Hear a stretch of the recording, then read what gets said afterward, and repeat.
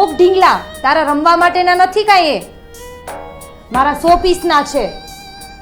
આખો દિવસ બસ રમવું નહીં. કેટલી વાર તને કહેવાનું? આલે પકડ સાવેણી અને કર કામ. હાલ જ્યારે હોય ત્યારે ભણવા માંડ.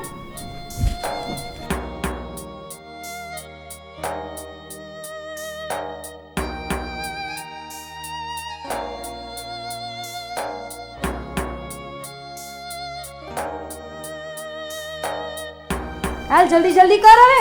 માઈક આંગલાન જેમ કરસ? અરે બેટા તારે કામ નો કરાય. આ બધી રમકડા તારા રમવા માટેના તો છે. રમ. અરે આવી ગયા કાજલ બેન. હા શું થયું બેટા? તમારે